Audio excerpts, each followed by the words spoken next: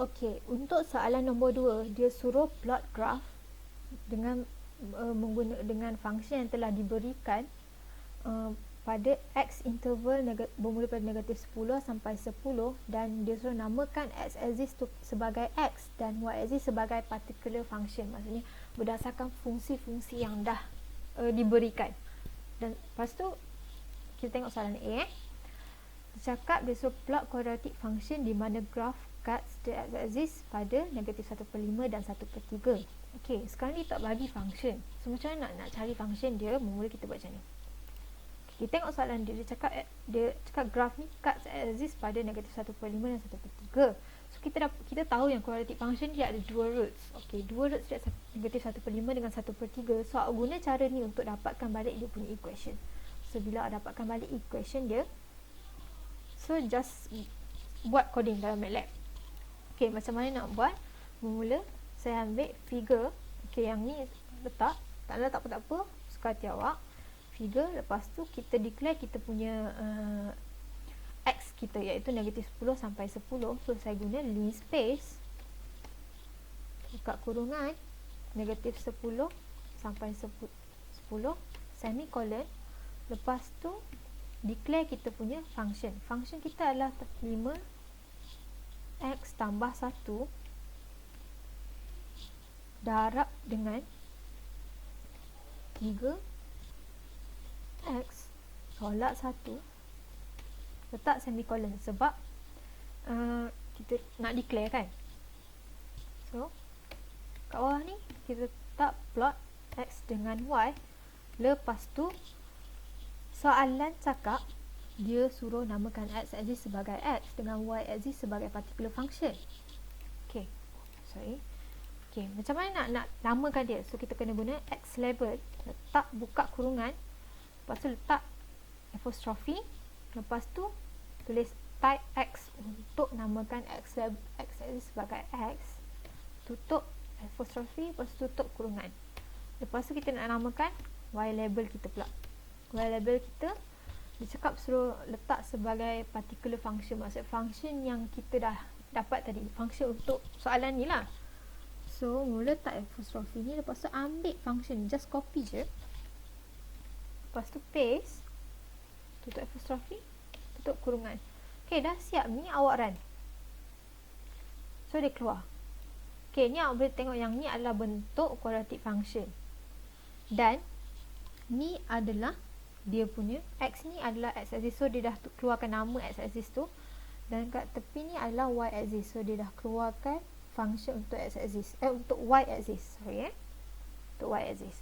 Okay, siap untuk soalan A. Okay, tengok soalan B. Dia cakap suruh plot graph untuk translation bagi function yang diberikan bagi 3 units to the right. Okay, sekarang saya terangkan sikit konsep translation ni. Konsep translation dia ni maksudnya macam graf tu digerakkan. So dia ada 3 jenis, iaitu kita gerakkan secara shifting, kita gerakkan secara scaling, dan kita gerakkan secara reflection. So macam mana nak buat shifting ni? Maksudnya kita gerakkan ke kiri atau ke kanan, ataupun atas atau bawah. Dan scaling ni kita besarkan graf tu ataupun kecilkan graf tu. Itulah scaling. Reflection ni kita cerminkan kita punya graf, terbalikkan ke macam tu.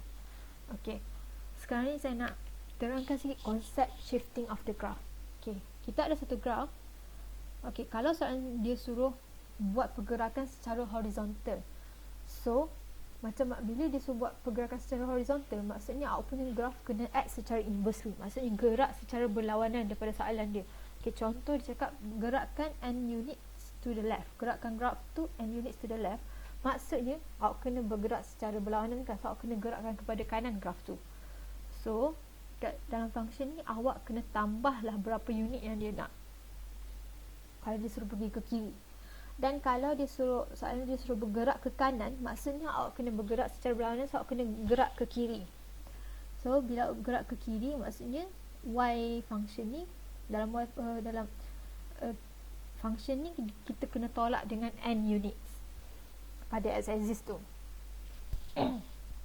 Okey, saya tunjuk contoh lain, iaitu contoh function kita x kuasa 2 tambah 3. Contohlah soalan cakap gerakkan function ni kepada satu unit kepada ke kiri, to the left.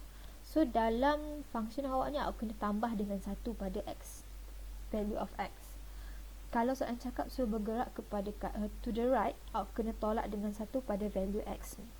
Untuk horizontally movement untuk kiri dan ke kanan sahaja. Okey, untuk yang seterusnya vertically movement, maksudnya awak gerak atas dan ke bawah. Bila atas dan ke bawah, dia punya konsep dia normal je, dia tak ada macam horizontal tadi dia inverse kan, yang ni tak, normal je. So untuk graf awak, bila dia cakap dia suruh gerakkan n units upward, maksudnya awak kena gerakkan awak punya graf tu ke atas dan awak kena tambah function tu sebanyak n unit pada y. So untuk downwards, kalau dia suruh downward, so awak just turun je lah, sebab dia cakap normal je kan dia punya karakteristik ni. So y ni awak tolak lah dengan berapa unit yang soalan nak. So saya tunjuk contoh lain, iaitu x kuasa 2 tambah 3 ni. Kalau soalan cakap dia suruh ubah 1 unit ke atas, so awak tambah 1 unit pada function tu. Dan kalau soalan suruh turun ke bawah, awak tolak dengan 1 unit pada function tu. Okey, tengok balik soalan. Soalan cakap dia suruh plot translation of graph pada fx, function yang diberikan 3 units to the right. Okey, bila 3 units to the right secara horizontal kan, so bila horizontal maksudnya nilai x tu kita kena tolak. So cakap 3 units to the right, so tolaklah dengan 3 unit dalam x kita. So awak dapatlah function awak ni. Lepas tu masukkan je dalam, plot je dalam graf. So awak boleh guna plot kita yang tadi tu, kita dah buat untuk soalan A. Awak just masukkan je, awak dapat 2 kali x tolak 3 kuasa 3 tambah x kuasa tolak 3 kuasa dengan 2 tambah dengan 7.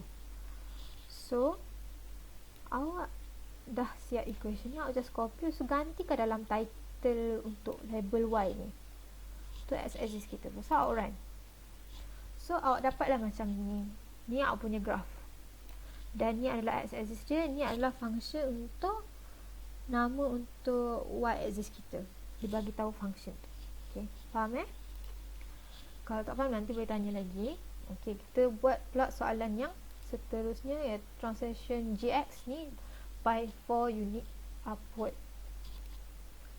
Okay, macam mana nak buat? Bila cakap upward, dia bergerak secara vertically, so dia tak ada lah inverse, dia just tambah dengan tolak. Kalau upward tambah, kalau downward just tolak je. So dalam ni awak just tambah 4 pada y, dan awak dapatlah equation macam ni. So plot balik dalam kita punya graf, ganti ke dalam ni je, graf yang sama, coding yang sama, plotkan balik je dalam graf, coding yang kita dah ada. Lepas tu awak masukkan x kuasa 3 tolak dengan 1/9 kuasa darab dengan x kuasa 2